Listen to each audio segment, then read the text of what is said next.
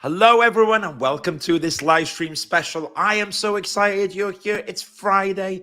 If you're down the pub and you're watching the replay, I'll let you off. But for everyone else, let's just burn an hour, half an hour, whatever it is, relax and talk about something interesting. Now, I've got an amazing guest here today, and what I wanted to talk about in architecture, it's not just architects. We have architectural designers, architectural assistants, we have architectural technicians, and we have architectural technologists. And I want to learn about people who are not ARB qualified, who are not pretending they're architects.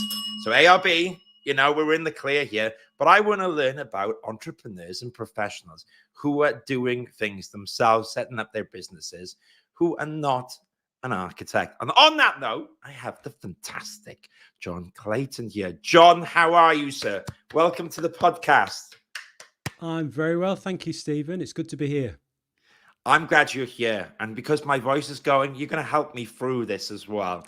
And I know that you're a podcaster yourself, and we're going to get to that in a bit. But for everyone else that doesn't know you, has not met you yet, can you tell me a little bit about who you are? Okay, so my name's Jon Clayton. I'm a chartered architectural technologist. I run my own small practice working from my home in Norfolk. I'm originally from Lancashire. If you may have guessed that, I'm not a Norfolk boy originally. And I started my career in architecture right from leaving school, way back in the mid-90s.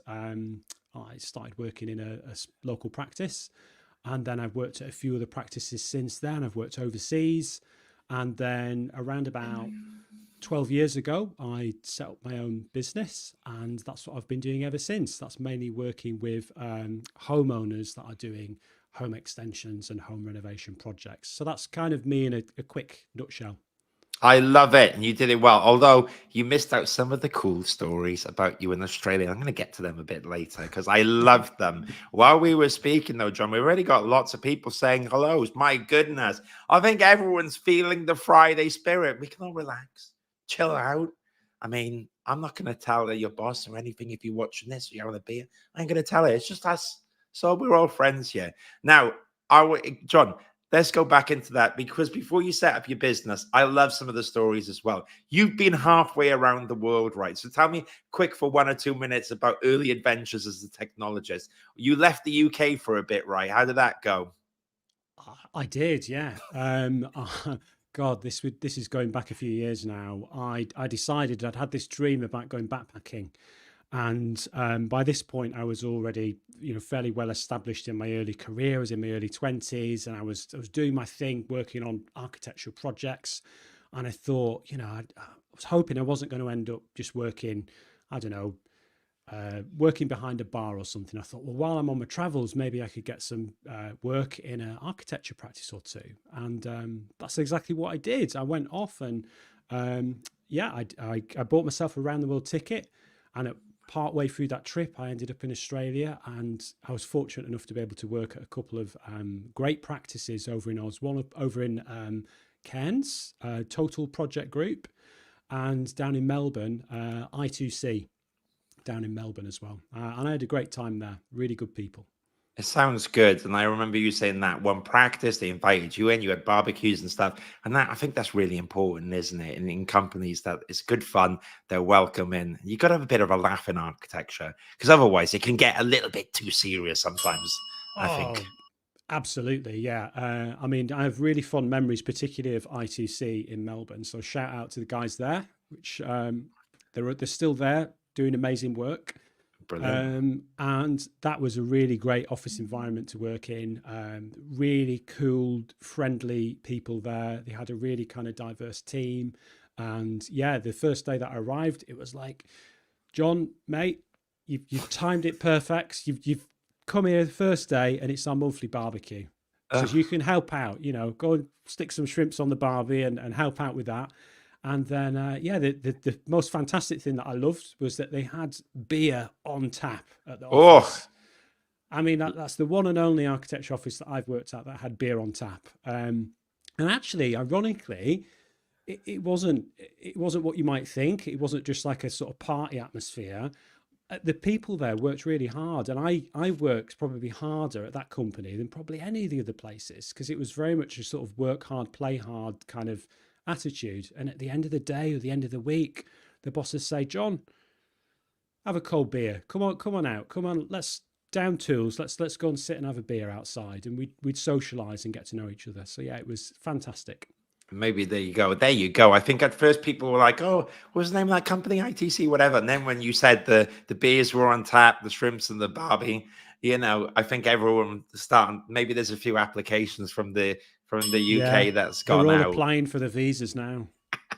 Yeah, it sounds like me too. I'm ready. Get me out of here. But while we're speaking, my goodness, we've got people in the crowd. I think everyone's feeling the Friday spirit. We got laughs, we got hellos, and Red Mike earlier, I think is when I was talking about the pub. He was like, I have a good feeling that the answer to the question of where we are, what we're doing, having the beer is hell yes. Oof. And looking forward to this episode. Now, don't get plastered, Red Mike, because you got to make it to the end. John's got some actual tips here about businesses and stuff, which are going to be useful. But don't worry, nothing too intense for our Friday thing. We're It's all all right though, Stephen. If they have a few drinks, then it might improve the experience. I might sound better. So yeah, please have a couple of beers and then listen to the episode. Yeah, I maybe that's the only reason I've survived as well, is that people, they have a little beer and stuff, and they think, oh, we can endure this Welsh accent. We can put up with him a little bit longer. Anyways, I digress. Now, one of the things I wanted to ask John as well before we go into it is, you're a technologist, and you mentioned you got into the industry earlier.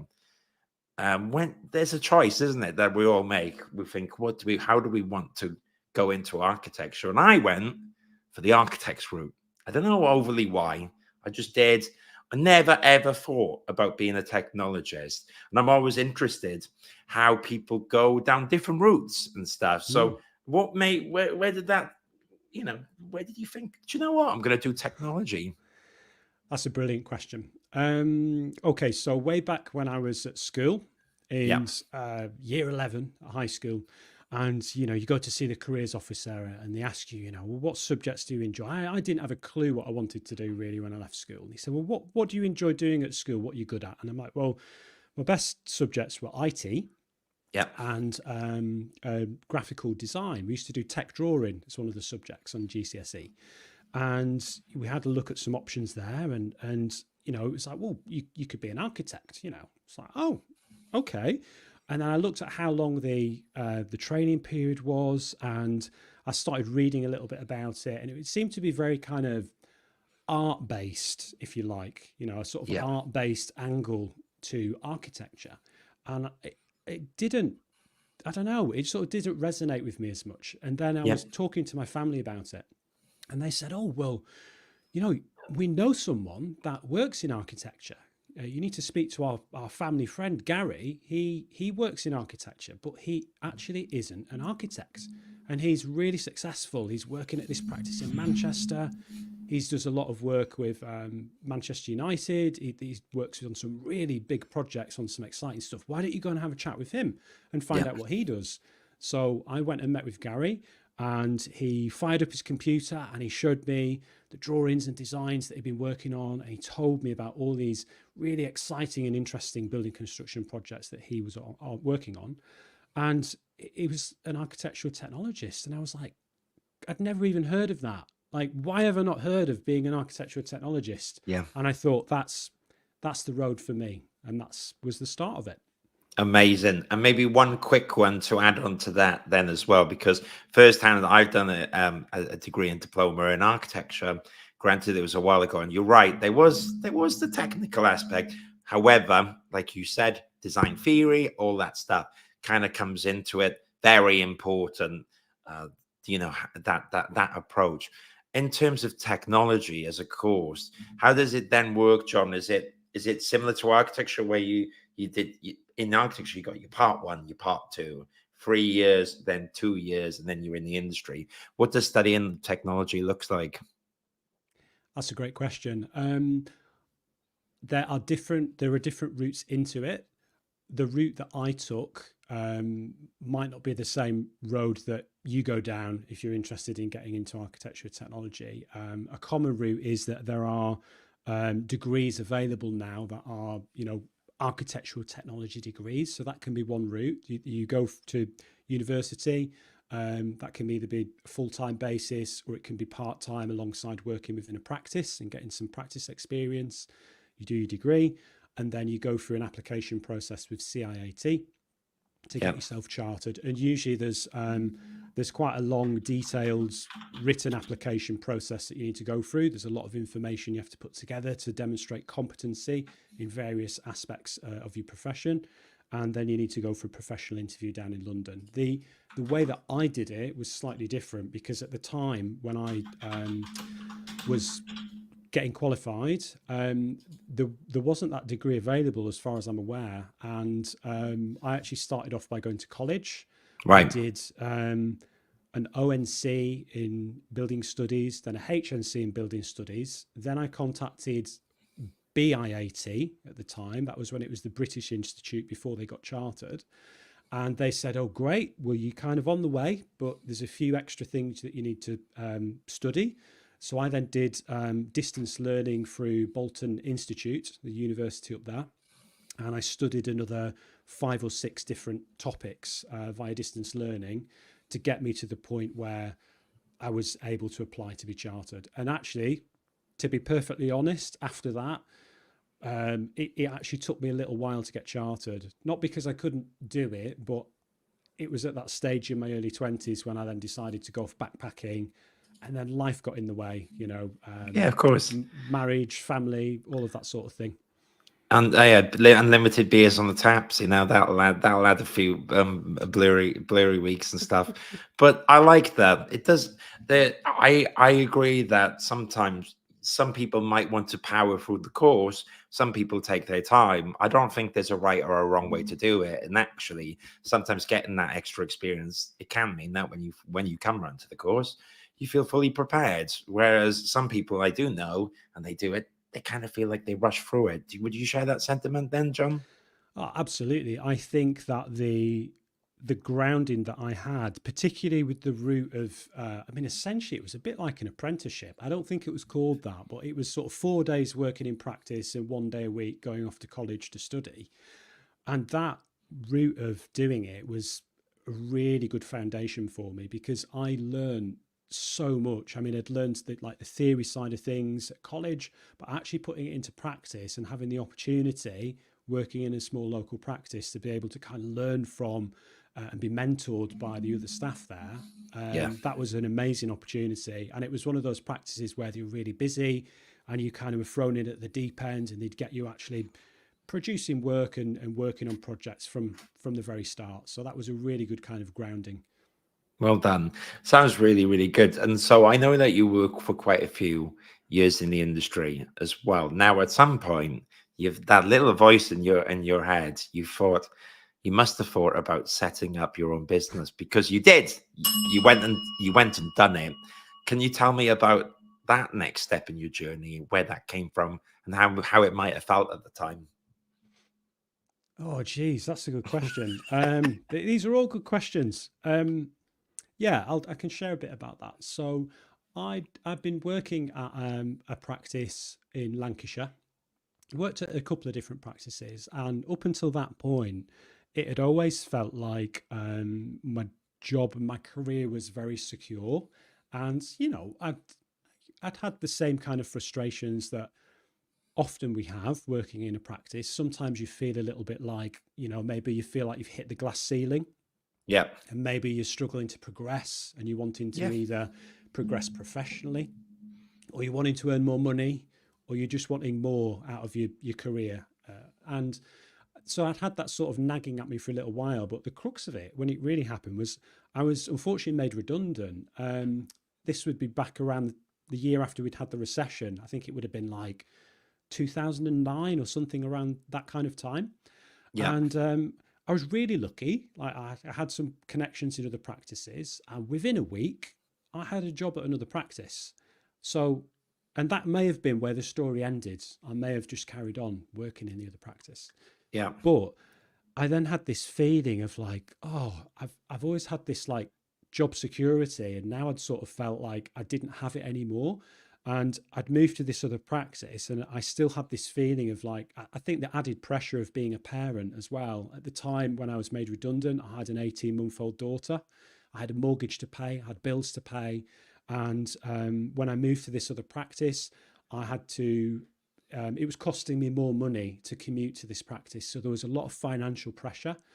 Yeah. And it was all those kind of reasons together that, made me think, well, maybe I should start something. Maybe I should have like a side hustle. Maybe I should have create something that could grow for the future, but Yeah. also help top up my salary and help kind of pay the mortgage and feed the family in the meantime as well.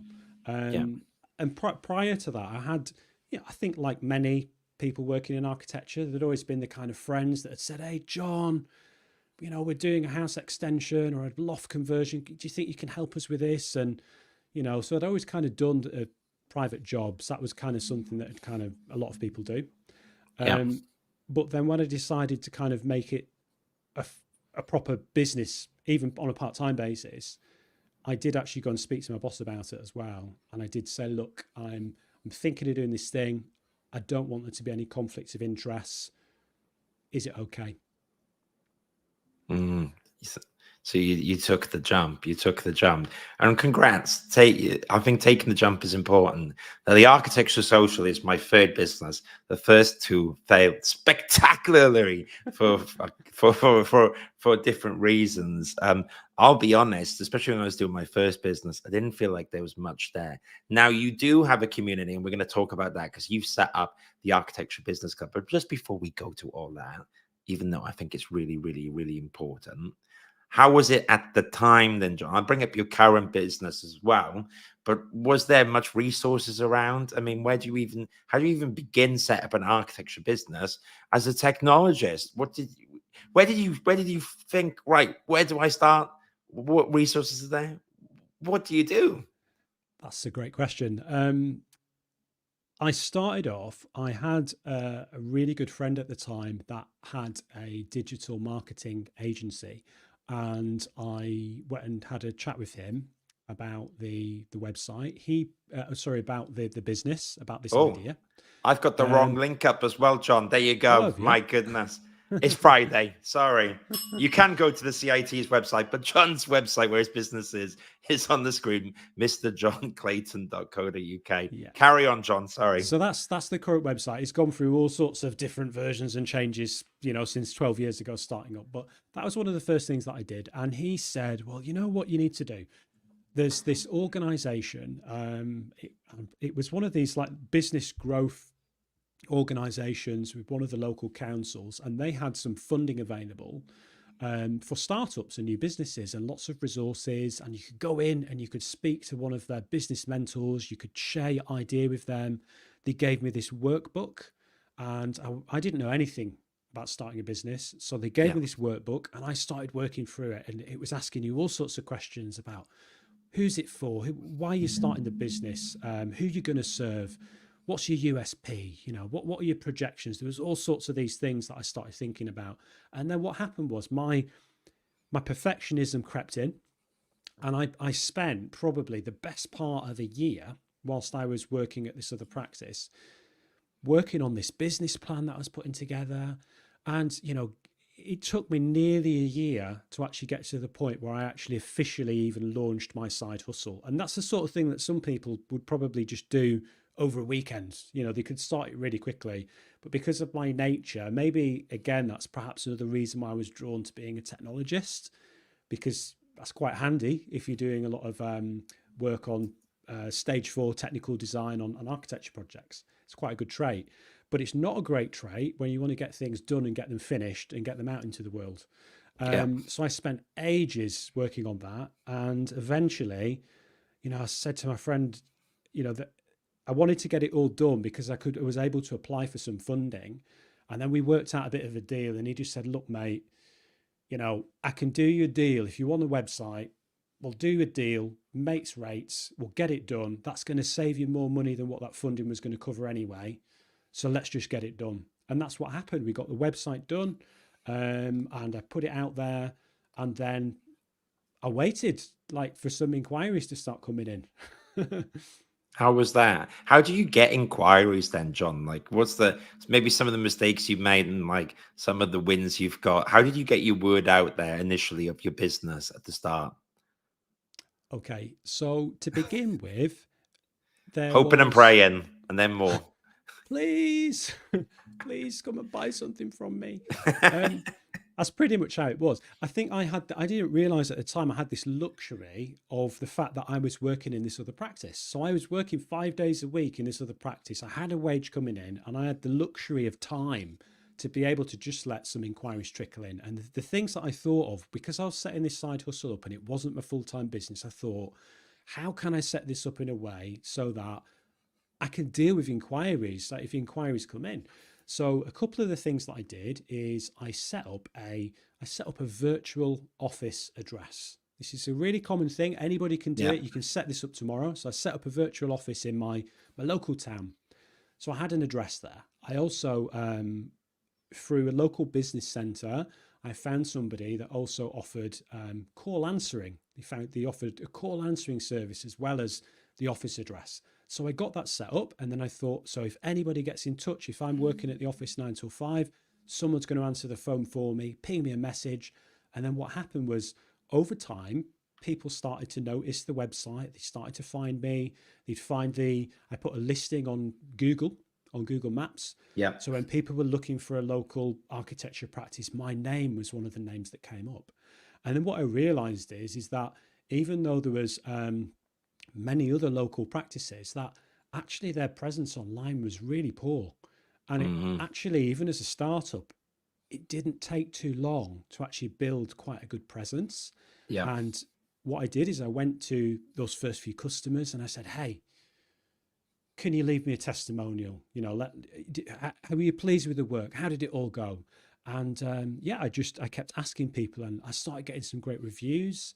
And then over time, that just built up, and it got to the point where I didn't have to spend any money on advertising, and I just had inquiries that just used to come in every single week. People used to read the reviews, that social proof that I was Yeah. doing a good job, and they used to just keep getting in touch. And then it just became a word of mouth thing, which actually led to some problems later down the line, which we might come on to in a little while. Oh, like, yeah, people got to stick around for that. You've been told. You want the secret. You got to wait another 10 minutes for it. Just while we're on that note, I've been enjoying in the background one or two more comments comes in. Sonda mentions that he says hello. He just says he just got into the CIAT as an affiliate member. Great. I didn't know about that. Maybe I'll check if I can, if I can be affiliated as well, because I like being a part of these things because you get to see stuff, then you go, what's going on. Anyways, he mentions he joined there as a member 2 months ago. And John, he would like you to be his mentor, putting it out there. Cough, cough, cough. Well, Sonda, John's got something coming up, which would be really, really useful. I got one question before we talk about the Architecture Business Club, though, John, Yeah. in particular, which I think is really important. You touched upon the side hustle, Yeah. the main job. Yeah. And there's that scale, isn't it? You're right. The main job's great because that's the revenue becomes there. But you see potential in the side hustle and it's growing and it's starting to get growing. And then there's a point, I think, There where is the a side point. hustle, it can't really progress more unless you give up the main hustle or you switch it around. And I found that to be incredibly scary, especially the first time, because you kind of going, what was your tipping point like? And how did you find that experience of going, I'm going to double down and leave my full-time job to pursue my own practice? I'll paint the picture for you. So it would have been 20, it would have been 2013 when I was still doing both things. The practice that I was working at, they'd finished a couple of major projects and things started to get a little quiet for them. We got put on a 4-day working week. And at the time, my own business was growing. And I just thought, great, that's brilliant. I can do that 4 days a week there. I've got an extra day to work on my own things. And I was still doing evenings and weekends. And the reality of it was that I was getting up in the morning. I'd go downstairs, in my pajamas, and I'd fire up my computer. and I'd do an hour or so of work on my own projects. Then I'd get in my car and I'd drive for an hour to the office. I'd do a full day there, an hour back, and then I'd do the same thing again when I got home. And I'd be working on the weekends as well. And I did this for quite a while. And at the same time, my wife and I, we had 2 young children. We were planning our wedding as well. We were getting married that year. And I was getting really stressed with it. I was Yeah. getting to the point where I didn't hit burnout, but if I'd carried on going in the way that I was going, that's where I was heading.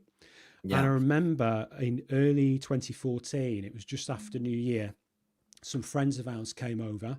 And this is a really good friend of mine, Dan Brown, give him a shout out, from DBA Architects up in Lancashire. Dan and his wife came round and we were talking about it. And I just said, I'm just so stressed. You know, I can't keep doing it. And he said, well, you don't have to keep doing it. Why don't you just leave your job? You can do it. You've got it. You've got this, John. Just leave. Just leave your practice. Hand your notice in. Just have some faith in yourself. And it was that little nudge at the time that I needed. And the other thing was that there was actually quite a decent sized job that came in around about the same time. And I thought, that's going to tide me over for maybe the next 3 months. And I thought, as a new business going full time, that's probably about as good as it's going to get in terms of forecasting things ahead. And I just did it. I went and I talked to my boss and I said, I love working with you guys, but I'm going to start this thing now. I'm going to do this full time. Good and for that you. was that. Yeah. Yeah. I'm glad you had one project away to you over 3 months. There is the leap of faith. And I do think that if you overthink it, you can almost talk yourself out of it, because there is a lot of risks. And I do think it's harder for a person with a family as well, with where the mortgages, all this stuff is built upon having a set income. I think it gets harder. So congratulations for doing that. Now, on that note, so you've got your main business now. When we met at the CIAT Awards, which was a great awards, by the way, CIAT. I think, you did a good job. RIBA, you need to take note. That's controversial, but I'm just being honest. It was a really good party. And there I learned about your podcast and your other business as well. So I've been learning it backwards, because I was like, oh, so you've got this architecture business club. Oh, you've got your own business. And then we talked about all your stuff. So you've got another adventure that you're doing now as well. Tell us about that, John, while I bring up the links and stuff. Yeah, cool. So firstly, I'm still practicing. So I have an existing small practice. I'm a sole practitioner. I do pretty much everything myself with a little bit of help from outsourcing team that helps me out on with various bits and pieces. And that's working with home renovation clients doing extension projects, essentially. The new thing, though, the Architecture Business Club, I really struggled, I think, as a technologist and as a small business owner. Being the owner of your own business, it can be a really lonely place. And I didn't realize until I started working on my own how much I miss my co-workers, even some of those ones that really used to wind you up. You think actually being around other people that get you and understand you, and having that camaraderie, and working amongst a team of other people, that's a big thing. When you move to go and work on your own, it can be really tough. So I've been looking for places, communities, places online where I could connect with other people that are in the industry. And one of the interesting things that I found was that, all of the websites, resources, memberships, communities that I could find online, they all seem to be either made by architects or just for architects. In fact, there's quite a few of them that explicitly say that you have to be an architect to join this club. Right. If you're not, you can't join. And I just thought, you know what? I love architects. Architects are awesome, but so are technologists. And there's some great technicians out there and other professionals. They might not have the same professional qualification, but it doesn't mean that they're not equally talented or have got something to offer. And the other thing as well is that often they have different ways of doing things. I mean, I'm been working quite a bit with a small architectural design firm, and I mean, they do things totally differently Yeah. to other people, and that's because they're not following this kind of roadmap from the RIBA, for example, and they're doing things their own way. And okay, not everything's better that they're doing. You know, some things are not perfect, but I just thought, what if we could bring everyone together? If we had a place where we could go, where we could share knowledge and encourage collaboration between the different professions within architecture. You know, it feels very fractured, and it feels like often, you know, you've got the RIBA gang in one corner, you've got CIAT in the other, CIOB. You know, we're all in these little separate little factions, and I just think, why can't we all just work together a bit more, share what we know a bit more, and socialize together a bit more? Because that's when the magic happens. You know, when you start working together and collaborating, you can really fast track your own success. And that's how this podcast was born. It's the Architecture Business Club. It's for solo and small firm architecture practice owners who want to build a better business, who want to, you know, get tips and tactics from other people. And again, part of the reason for this as well is that I haven't got this all sewn up. I'm not sat here with my Ferrari outside, you know, working 4 hours. I'm not doing the 4-hour work week like Tim Ferriss. You know, I still haven't got this nailed, and there's other people out there that have far more expertise than I have. So I'm basically just holding my hand up saying, hey guys, you lot that know how to do this running an architecture practice thing, running a business and doing the digital marketing and all those things that we need to learn how to do, you're doing it better than I am. So why don't you come on my podcast? Why don't you chat with me? And why don't we share that knowledge with everybody else in the industry? So that's what it's for. That's exactly who it's for. I love it. I think it's great. I think it's very, very needed. And I just want to remind the listeners that no content on the Architecture Social is sponsored. I'd like to bring on things which I really like. And I think that there is this need for this, as you say, especially small to medium business owners or around. It's very hard, or solopreneurs. It's very, very hard to get all this knowledge. So I think it's really, really important. And the only other thing I would add, John, is don't you worry. I agree. And in terms of myself, I am forever a Part 2 architectural assistant. So I can't call myself an architect. So I'm in the middle with you. You know, I'm in there. I'm kind of around. So you can join the club, Stephen. You're welcome. You're welcome anytime. In fact, actually, we need to tell everybody that Stephen has actually already been. We've recorded an interview together, and there's going to be an episode with Stephen, and he's absolutely on fire on this episode. It's brilliant, and it's going to be going out next month on the podcast. I'm really excited to share that with everybody. Oh, that's cool. And you're very sweet. It was a good laugh, and hopefully there are some nuggets in there. But I guess the episode where we talked about was saving money on recruitment fees and how to attract people, how to get people. And there's that tricky spot, isn't it, John? If you first hire in a business, whether you go a freelancer, a contract, or someone permanent, how do you do that? Because that is a very big jump. But having gone through it myself in this business the last year, it's amazing. It's transformative. It's very difficult and can be expensive as well. So I did enjoy talking about that. For our audio listeners, when we're talking about the Architecture Business Club, you find it at www.architecturebusinessclub.com. You should check it out and subscribe and all that cool stuff. On that note, Ricardo says, very inspiring. Well, you haven't heard my episode yet, but, you know, no, I'm only joking that. John will have edited me to perfection, so he will have recovered the conversation anyways. Don't bank on it. Oh, no. I hope it does well for you. I think it's going to be really, really good. While we were talking, there was a few more things in the audience that came in. There was one question around CIAT. I don't really know the answer myself, John. I'm not too sure.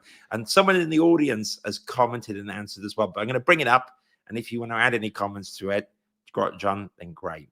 But Paul says he'd be interested to know if the Chartered Institute of Architectural Technologists is imposing similar mechanisms of monitoring as the ARB and the RABA. And given the Building Safety Act gave statutory powers to the ARB and the Architect competence, unlike any other building professional, whether this will or will not impact CIAT down the line. Now, Lee Smith says, yes, they are. Details to be published in January. I'll be honest, that was above my technical level of forte. Yeah, do you have any? Lee's right. Yeah, listen to Lee. Lee's right. So Lee's right. Is there anything else you want to add to that, John, in the audience? Not particularly, other than I just think it's another time like when the CDM regulations got updated in 2015. Everyone's sort of scrabbling to kind of find out what the impact is, and it's like, how is it that these new legislations come out on a given date, and like how do we not all know what we're supposed to be doing prior to the date when it starts? It just seems ludicrous. Yeah, I think so. I think we might have stumbled on an upcoming episode for you on the Architecture Business Club on how do we deal with that, because the people in the audience have talked about it. Now, I want to loop around quickly because you dropped earlier that word of mouth was a blessing and a burden. And I'm not going to let you get away with that, even though I'm tired after London Build. I still remembered it. How did word of mouth then sometimes go against you? Was it because people weren't putting it in writing? Is that what you're saying? No. So word of mouth, like if you rely on word of mouth and referrals for new business, and that, let's be honest, that's how most small businesses operate. That's where most, if you speak to a small business owner, whether it's architecture or whether it's something else, often that's where the work comes from. It's word of mouth. Oh, we spoke to so-and-so down the road and they recommended you, or, you got recommended by so-and-so from wherever. But that's fine, and that can work very well. But what happened to me was in 2016, my wife and I, my family, we decided to relocate from Lancashire to Norfolk. So we relocated, and what had happened is when I'd had my original vision, like if we rewind right back to the start of the episode where we were talking about when I was doing my business plan, and I had this big vision. My vision to begin with was that I was going to create this amazing online-based architectural design service. It was way ahead of its time. There was only one or two other people out there that did it, and they weren't doing a particularly great job of it. And since then, there's other big companies that are making a lot of money doing that. That was my original vision. What happened was I went off on this sideline. The inquiries that started coming in, I did get inquiries from all over the country, from London, from the home counties, from Lancashire, from all over. But what I found was that it was always easier to win the jobs that were around the corner because I could go and see them. It was like, we really wanted somebody local. And then what happened is my business just turned into like any other local architecture practice, where essentially your niche is that I serve a 15-mile radius of where the office is. And that was my niche. So what happened was when we wanted to relocate, all of my business was built on this word of mouth marketing, word of mouth referrals all around Lancashire. And all of a sudden I found myself living in Norfolk thinking, well, what do I do now? Because, I don't have any local customers. I mean, there were a few things I could do. Like I was able to quickly set up another virtual office address. I was able to move the map listing, but it wasn't like I could, I knew much about the local area, or I could say, oh yeah, go and look at that project that we finished down the road. All the case studies and examples that I had were all from that area. So it ended up being a real challenge. Had I had another mechanism, another way for people to find out about me, another product or service that I was able to offer people, then that wasn't based on just this word of mouth marketing, then that might have really helped tide me over, because it was a real struggle after that move to get established in a new place. It was a real challenge. Oh, painful. But what a great lesson. I think that's the second episode. If you haven't done it already, that I think you need to cover that in depth on how to solve that scenario. Because you're right, people move. And also, it's quite interesting. Would it be similar post-pandemic? Would it be exactly the same? Are people more accustomed to things being online now? I don't know. It'd be quite interesting as well. What was I going to say? I was going to ask a question around, having done that and a few other things as well, before we kind of wind down. I know you might have one or two more questions for me and the audience, because you're quite lively. My goodness, everyone's saying, because Lee answered the question, he helped us out. The third guest, was your episode, John? Lee's doing a good effort. We'll give him brownie points. People are saying, you got to listen to Lee Smith. And everyone's having a giggle as well. Crikey. Friday, I've learned as well. This is quite a lively audience. I'm enjoying it. Now, you can ask any questions you want to John. We got him for a few more minutes, so get them in quick if you got them, or if you're too blotted with your beer, that's fine. Don't worry. I was going to say, John, on that note of talking about 2023 and all this stuff and things shifted around, you mentioned that case to you going into the podcast and you dissecting things, but the immediate one or two tidbits of advice, if there was someone like yourself who's a technologist who's setting up a business, are there one or two things that you would tell people to do, or one or two quick mistakes you tell them to avoid? There's plenty of mistakes that I've made, but I'll probably cover those on some future podcast episodes, because we'll be here all afternoon. Yeah. I think be really clear on who you want to serve. Yeah. So I think there's a lot of advantages to having a niche, a specialism. Now, it doesn't necessarily mean that you have to say no to every other work opportunity that comes your way, but it means that you can start to be known for something. And that's the thing, is that with hindsight, had I had a niche or a specialism, like let's say, for example, I was, passive house specialist, or something along those lines, that radius that people are willing to, most people, they want somebody local. But then if you're doing something specialist, that radius gets bigger. People will be happy to work with somebody if you're a specialist and you're doing that thing that they need that expertise in. And it doesn't mean that you don't get the local projects as well. You still get those local inquiries, but you become known for something. So I think having some kind of niche and being really clear on who you want to serve, the types of clients that you like working with. Have a think about that, the type of projects you enjoy doing. So that would be my first tip. I think also another good tip is kind of, don't be shy. When you start your own business, if you want to gain any traction with it, you need to put yourself out there a bit. And it's an old saying, but people buy from people.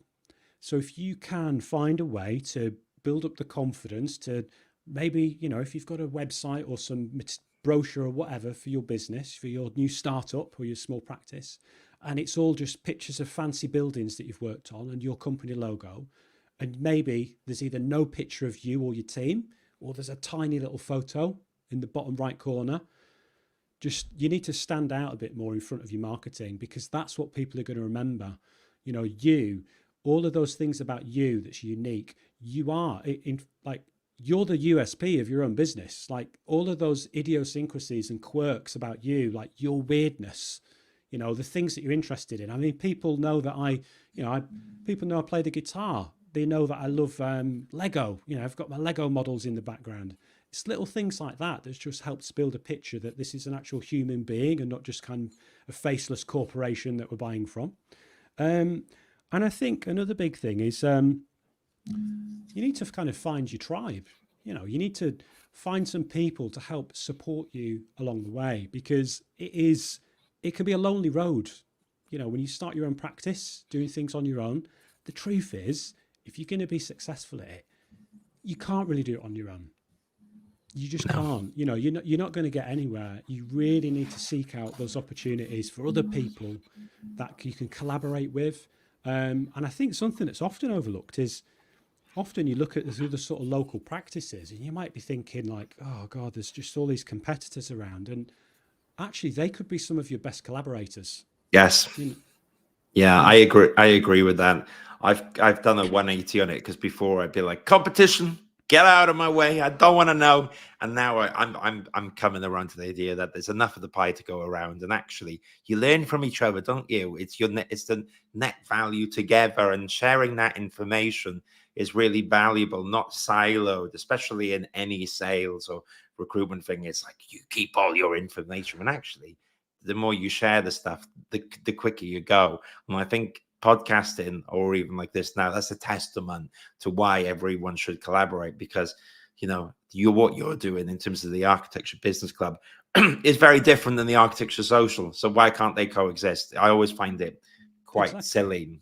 silly. To me, it's very silly. Now we've got 2 questions that have come in, and we'll do more of a quick fire round, because you could expand upon them on your, on the Architecture Business Club, and that's an excuse for everyone to subscribe to it, right? And also, I know you've got your own stuff to do as well. But Simeon quickly says, how did John recover from the transition from local architect to reestablishing his online firm? Well, local architectural technologist. But how did you do that then? What was the first step, John, to surviving? Oh, like after the relocation. Yeah. How did you swing it around? Painfully. Oh, okay. I'll try and give a short answer to this, because it's probably it could be quite a long story. Initially, one of the things that I did beforehand, there was a few things that I did. So before we did the move, I set up the virtual office in Cambridgeshire. It was actually in Cambridge, and a local phone number months in advance of physically moving, just in case there was a few inquiries that might start coming in. So that was a real quick and easy thing that didn't cost a lot of money, low effort thing to do that you could do if you're relocating.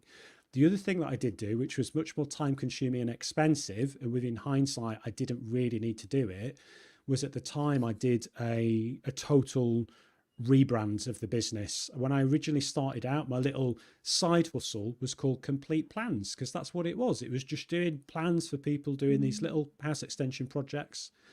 And then I just thought, well, if I'm going to go down to Cambridge, we need to kind of up the game a bit here. So then it sort of transitioned to Complete Architecture, and I spent time and money, new website, new branding, all of that. And a lot of it was totally unnecessary, really. And actually, what I really needed to do, what I should have done in hindsight, is when I arrived, I should have actually gone and met more people in person. I should have, I should have picked up the phone and rung some people up, spoke to some local business owners, joined a few networking groups, and maybe contacted the East Anglia region of CIAT, which I'm involved with now, but at the time I wasn't. I didn't even think. I was in CIAT, and I didn't even think to contact the local region. Like, how crazy was that? There could have been all those connections there. So those things I would definitely go and do.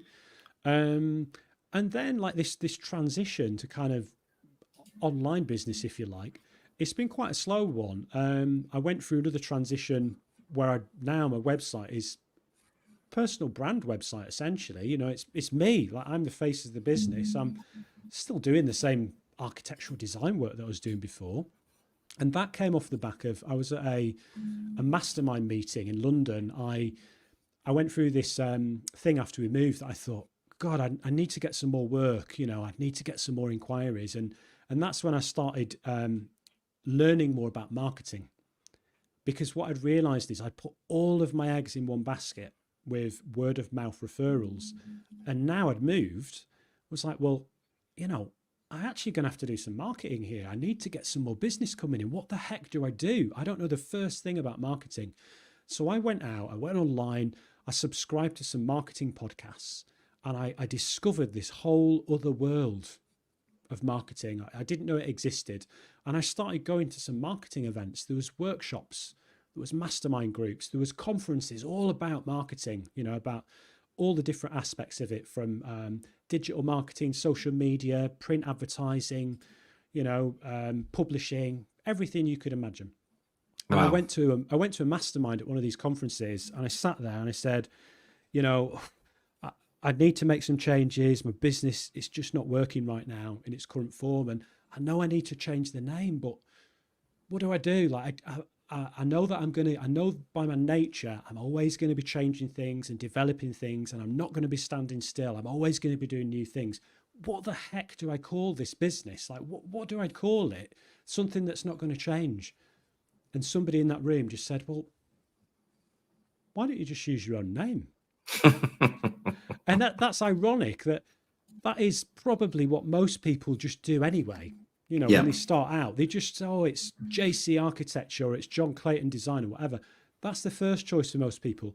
I didn't want to do that. And maybe that was part of my own, you know, being a bit of an introvert and Mm. my imposter syndrome. Maybe I didn't go down that road because that was more uncomfortable for me than having a logo to hide behind. So I then made this decision that I'm going to pivot and I'm going to have a personal brand and I'm going to put myself out there and I am going to start championing other people like me that maybe are afraid to stand out and to actually stand up and say, you know what, I work in architecture and I'm doing a pretty darn good job at it. You know, Mm. there's a lot of people out there that just don't do it. Yeah, so true. It's so true. I appreciate you sharing that. Very useful. While we were talking as well, my goodness, the flurry of comments that are coming in. I am listening. I'm also trying to catch up with this stuff. I can't keep up. You're onto something here. This is why we needed the Architecture Business Club, right? Yeah. But yeah, exactly. Now, this was one I thought was quite funny. It's Mr. or Mrs. Anonymous, I think, because the button wasn't ticked. Whatever, doesn't matter. Hi all, Stephen. Your topics always cover the last thing I spoke of with colleagues. So weird, great minds. Maybe I'm just listening in. I am not that original. Maybe I've just got a tracker where you're working. Only joking. I don't know who you are, but I'm glad this came up, and we will, of course. I think that's one of the important things on the social, and I'm glad that Jon's covering it as well, is that it's not just about the big companies, it's about the medium and small, and we should represent the UK. And I think that Jon's Architecture Business Club will do a good job for those solo entrepreneurs and small business owners. As well as that, we go architects. It's like go Power Rangers, go architects. Let's go. Thank you. Hi from Turkey. This is exactly what I was in need of. I swear, dear Stephen and Jon. Thank you so much. Well, actually, thank you for tuning in and making this really interesting. I really appreciate it. Jon, have I got you for 2-3 more minutes for one or two more questions? Yeah, we're good. Yeah. All right, cool. I appreciate that as well. So Trevor Smith asks another good question, which you probably could expand upon, I think, in a whole episode on the Architecture Business Club. But in a quick fire round here, as a solo practitioner, architectural technologist, well, there you go. How much time do you allocate for project work, business work, sales work, finance, marketing during your week? My goodness. So I think in essence, there's so much things going on in your own business, isn't there, Jon? How do you even begin to like break it down, and where do you put your weight of time into? Oh, with great difficulty. Okay, so I'll try and answer that question quickly. At the moment, the last few weeks, it has been manic trying to get ready to launch the podcast. So I don't think that's a fair representation of what my normal working week is and what it will be moving forward. Moving forward, I've allocated a full day per week to focus solely on the podcast. So that's going to be recording interviews, recording solo episodes, editing. The very first thing, as soon as I, at some point start making some money from the podcast through whatever means, editing is something that I'm going to be outsourcing because I don't mind doing it, but it's a pain in the backside and there's people that can do it far better than me for not a lot of money. So that is getting outsourced ASAP. The rest of the week, I spend Monday mornings is focused working on the business. I have a weekly short coaching call, an accountability call with some business coaches that I work with. I then have a meeting with a group called the Cole Collective, which is a group, a coaching group, to talk about something within our businesses. I then focus on finances, and then I keep the afternoons. I generally try and keep it free to work on any other firefighting that I need to do. So whether it's a client query, email, invoices that need sending off. Tuesday's all day podcast. Wednesday and Thursday is generally more focused on the client work, so on my architectural design clients. So if there's any design work to do, any drawings to do, any things like that to deal with, planners to respond to, that would generally happen on Wednesdays and Thursdays. And Fridays I try to leave as an unplanned day, so that anything that I don't keep on top of on the rest of the days, in theory, gets done and finished on a Friday. Oh, yeah. Confession time. It doesn't always work like that. Absolutely. No, I think it's nice to start out with a plan. I have a loose, rigid structure, but in my business, Jon, and I'll confess right now, this year has been the firefightingworld.com, if that makes sense. And in our business, we have a 10:30 kickoff meeting, a drop in, and that is the only consistency right now. The rest is absolutely manic. However, I think having a structure and going the way you're doing it, I think is much better. I'm only confessing what we're doing right now, which isn't probably the best way. There we go. Anyways, that's why I need to tune into your podcast as well. Maybe a final thought here. Simeon says, I really appreciate Jon. Excellent approach, realizing they didn't know all this stuff. You need to learn. But basically, in essence, Simeon says there's usually an explosion of ideas in the room. Yes, of course.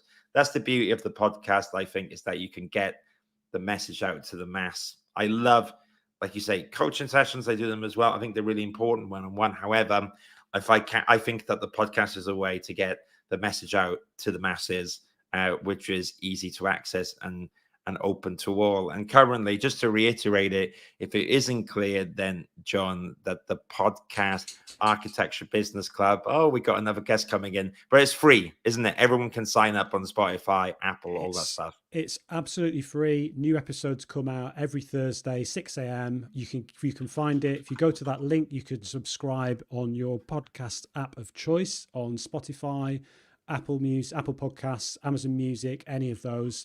And there is already 3 full episodes that went out yesterday. I've got an awesome episode with Lyndon Dover, the co-founder of Weaver, about how to find reliable building contractors.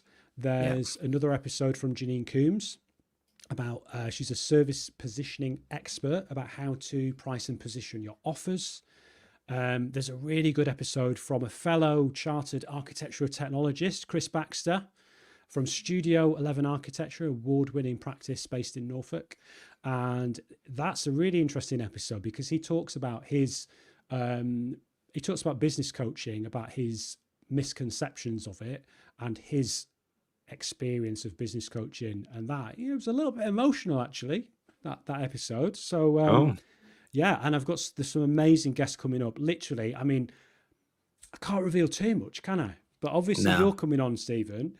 There are, some absolutely amazing guests. I'm actually surprised some of the people that have said yes, because let's face it, it's a new podcast and I've not really done many of these interviews before. So I just thought, well, God, what is anyone going to actually be up for this, with this amateur interviewer? But you know what? Loads of people have said yes. And actually, last week I had to turn somebody away. I had to say, oh, wow. I'm sorry, mate. We've already covered that topic. You're going to have to come back in 6 months. Oh, wow. Get a new topic. That's what I say. Come on now. Yeah. There's plenty of other topics. You put it on the back foot to them, Jon, and you should propose the question to them to come with something different. On that theme of proposing questions, though, just before we wind down, I always like to say it shouldn't be a one-sided conversation. Maybe you have 1 or 2 questions that you'd like to ask me. Is there something you'd like to ask me while we're live? And I will answer to the best of my ability. Okay. Could oh, you... no. You're going to regret this now, aren't you? That's all right. Come on, let's go. Could you tell me a story of an occasion when one of your podcast recordings or live streams went wrong? Well, I've got a few. So I did talk about it. We've done a live stream, and because I live in Lewisham, there's a dodgy connection that's disconnected. That was a panic because you kind of run into the front room to your partner and go like, what the heck are you doing? And they're like, oh, nothing. And you're like, of course it's nothing, but you just have that moment of like, what the heck's going on? And really it's just the connection. I've had some guests drop off.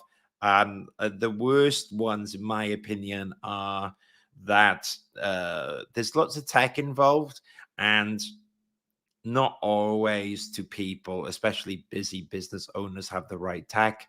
So, for example, trying to do a live stream on a crappy a laptop in meeting room 6B, which is on wireless, isn't good, right? So it's kind of doing that.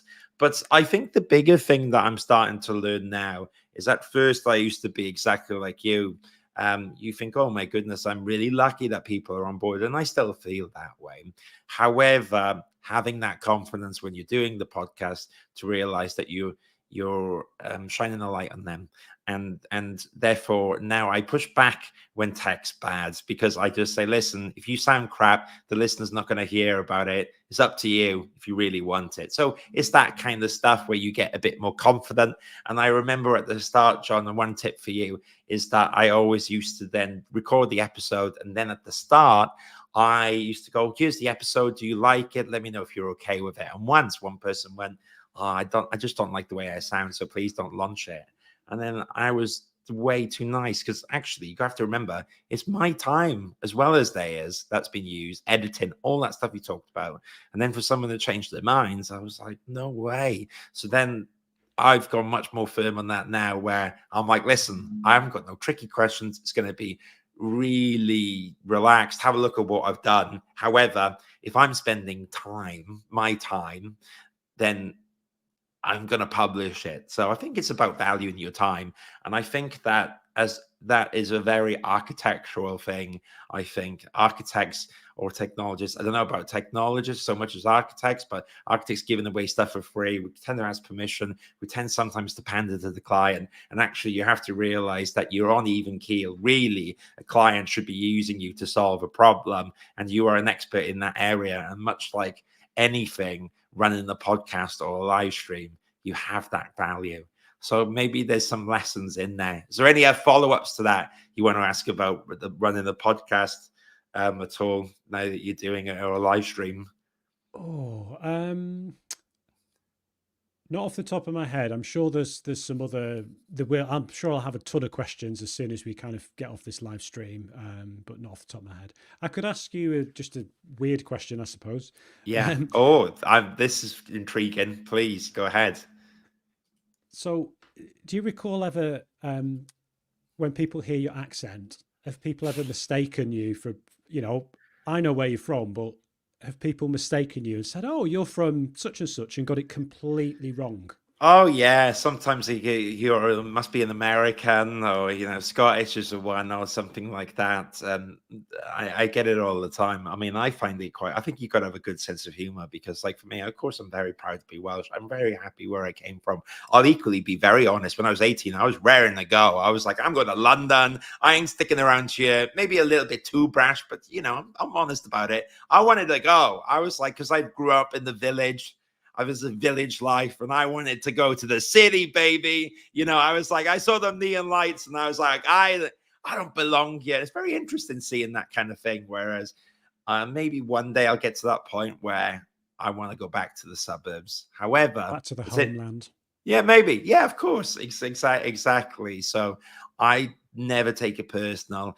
I'm always quite funny. I find it more amusing when people get your names wrong in email. It never bothers me. I never get offended. I think you can't get offended by this stuff, but I always enjoy. That's the word I say, when people go like, "Hey, Stefan," or "Hey, Stuart," and you're like, "Dude, how did we get to that far? Like, are you not looking at all?" And the only time I've actually seen it go really wrong was once I had that happen when I worked in-house in recruitment at an architecture practice, and we were looking for like an office manager role or something. And then this candidate kept replying to the email with my name wrong. And I'm sitting next to the office manager, and she's just like, well, she's got the experience, but she gets your name wrong all the time. How can she be good at the job? And so I do think that maybe those things can I think you have to be conscious in the world that some people get really bothered about the pronunciations of their name.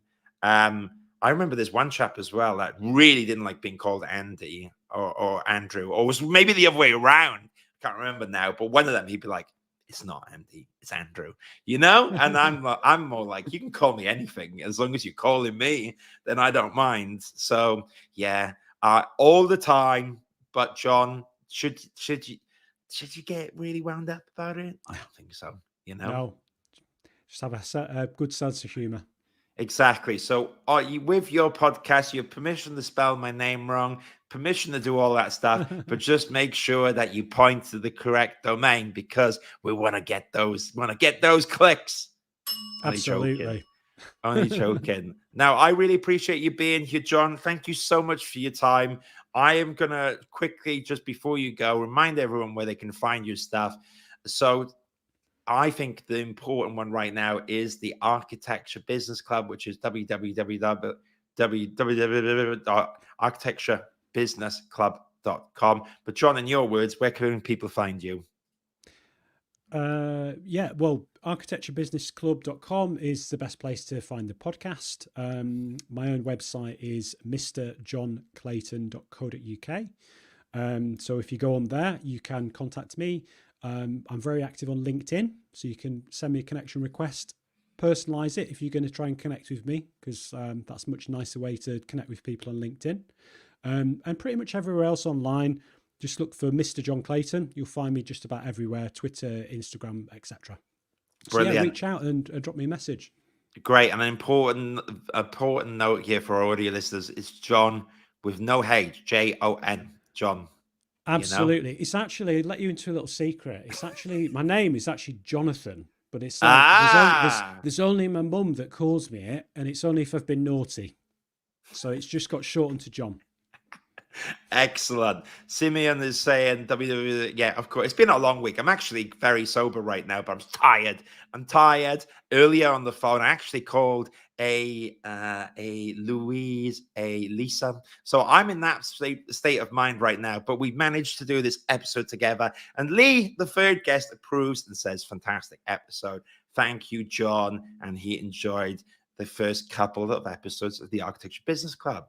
Lee's the technologist. I think he knows what he's talking about. He answered the question earlier. So trust Lee and subscribe. Thank you so much, everyone, for being here. I'm going to end the live stream before my voice breaks or I say something really inappropriate or wrong and get kicked off LinkedIn. Thank you so much, Jon. You were an absolute star. Thank you for being here. And thank you in the audience and everyone that participated. What a lively bunch of people you are today. I love it. Thank you so much. I'm going to end the live stream now. Jon, stay on the stage, and everyone have a fantastic day. Don't get too wasted. Take care, everyone.